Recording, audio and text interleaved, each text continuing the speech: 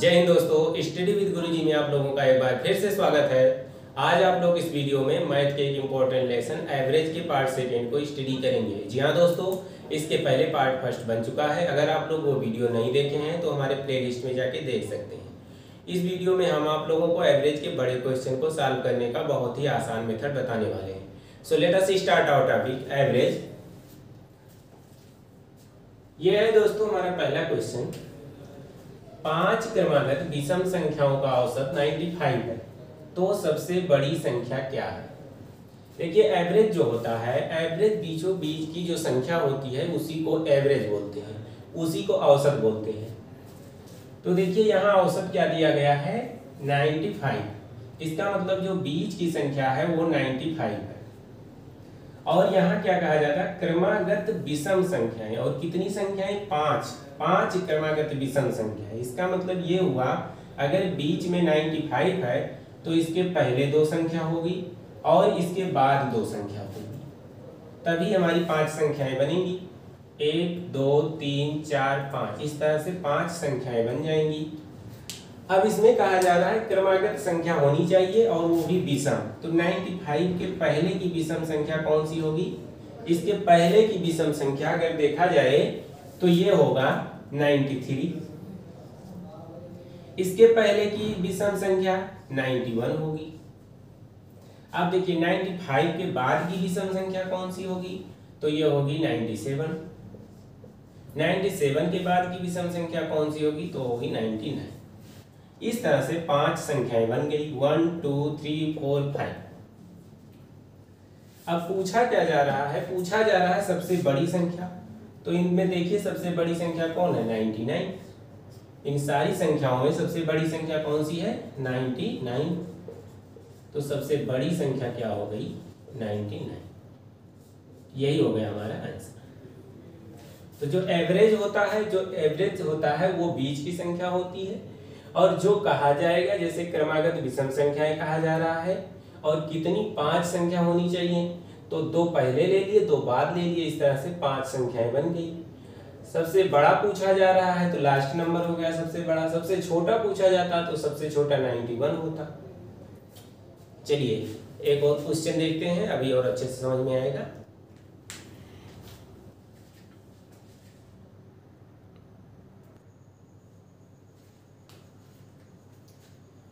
ये है दोस्तों हमारा नेक्स्ट क्वेश्चन। 7 क्रमागत सम संख्याओं का औसत 28 है, तो सबसे छोटी संख्या क्या है? हम आप लोगों को अभी बताए कि जो औसत होता है वो बीचों बीच का नंबर होता है, वो मिडल का नंबर होता है। तो बीच में जो रहेगा वो रहेगा 28, क्योंकि औसत हमारा क्या है? एवरेज है 28, इसलिए ये बीच का नंबर हुआ। अब अगर हम 3 नंबर लेफ्ट साइड में रख दें और 3 नंबर राइट साइड में रख दें, तो इस तरह से हमारा 7 नंबर कंप्लीट हो जाएगा, 7 नंबर कंप्लीट हो जाएगा। ये कितना नंबर होना चाहिए? 7। तो अगर 3 नंबर हम लेफ्ट साइड में रख दिए, 3 नंबर राइट साइड में रख दिए और एक बीच का नंबर है, तो 7 नंबर हो जाएगा। और इसमें देखिए क्रमागत सम संख्याएं होनी चाहिए। तो 28 के पहले की सम संख्या कौन सी होगी? 26 होगी। 26 के पहले की सम संख्या 24 होगी। 24 के पहले की सम संख्या 22 होगी। अब देखिए इसके बाद की सम संख्या है, 28 के बाद की सम संख्या 30 होगी।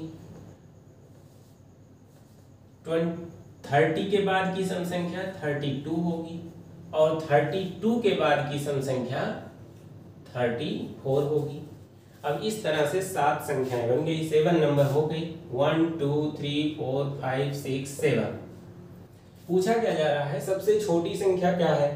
तो देखिए इसमें सबसे छोटी संख्या क्या है? 22।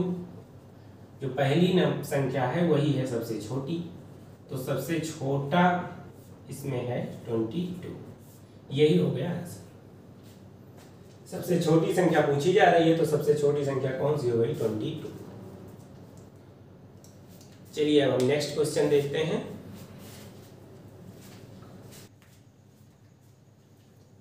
यह है नेक्स्ट क्वेश्चन हमारा दोस्तों।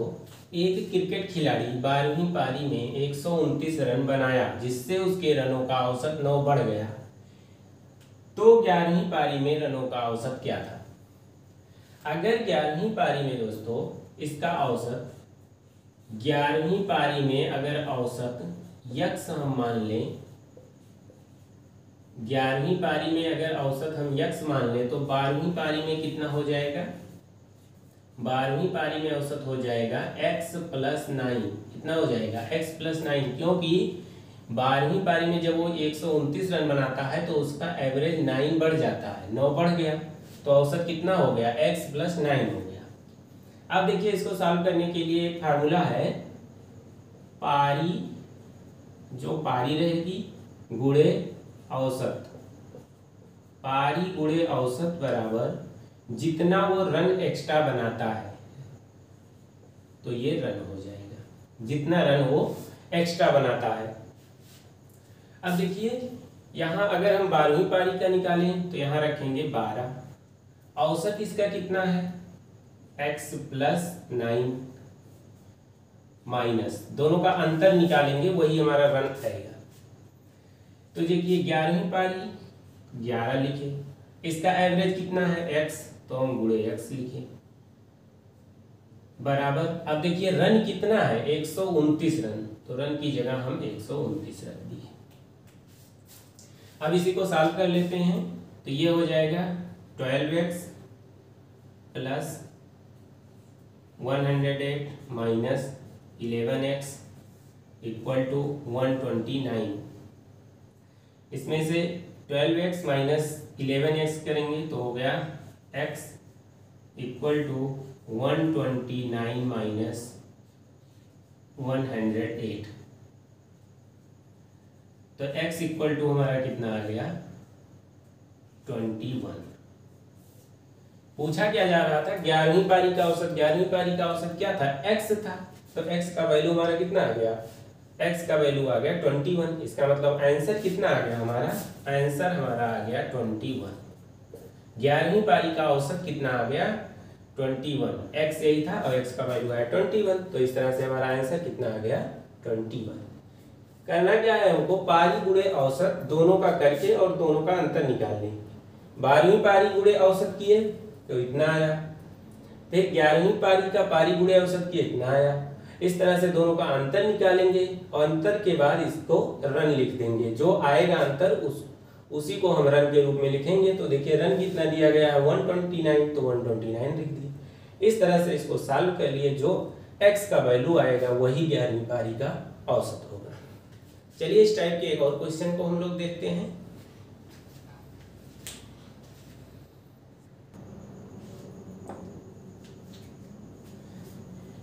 नेक्स्ट क्वेश्चन है ये दोस्तों, एक क्रिकेट खिलाड़ी 19वीं पारी में 98 रन बनाया जिससे उसके रनों का औसत 4 बढ़ गया। 19वीं पारी के बाद रनों का औसत क्या होगा? पिछले क्वेश्चन की तरह इसको भी हम लोग सॉल्व करेंगे। तो चलिए देखते हैं, यहाँ है 19वीं पारी, इसका मतलब 18वीं पारी में क्या रहा था औसत? 18वीं पारी में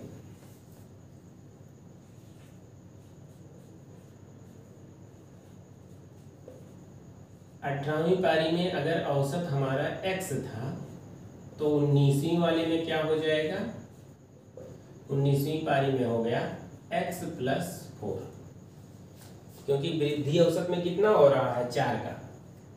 98 रन अगर वो बना रहा है तो 4 रन के औसत की वृद्धि हो गई। अगर 18वीं पारी में औसत x था तो 19वीं पारी में x + 4 हो गया। चलिए अब हम इसी फार्मूले पर रख देते हैं।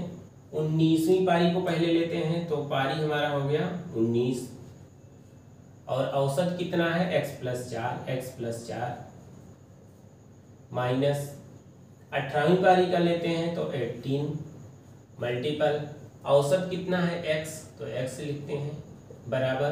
अब देखिए रन कितना है? 98, तो 98 रख लेते हैं। अब इसको सॉल्व कर लेना है।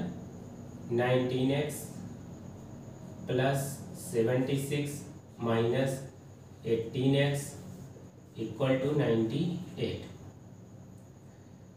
19x माइनस 18x इस तरह से आ जाएगा हमारा x x equal to 98 minus 76। अब माइनस कर लेते हैं इसको, x इक्वल टू आ जाएगा 2 और 2, तो x का वैल्यू हमारा कितना आ गया 22। लेकिन पूछा क्या जा रहा है 19वीं पारी के बाद। ये तो x का जो वैल्यू आया वो आया 18वीं पारी का औसत, पूछा जा रहा है 19वीं पारी का। तो 19वीं पारी का औसत कितना है x प्लस 4। इसका मतलब जो ये 22 आया है इसमें हम 4 और ऐड कर दें, तो x प्लस 4 ये है हमारा 19वीं पारी का औसत। x का वैल्यू आया है 22, तो 22 प्लस 4 इसका मतलब आ गया 26।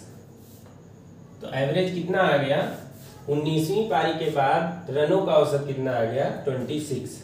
ये एक और तरीके से इसको देख लेते हैं।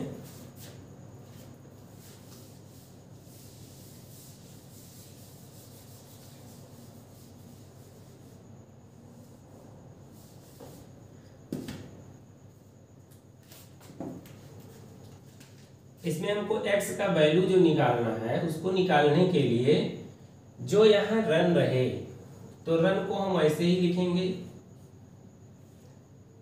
और माइनस जो बड़ी वाली पारी रहे,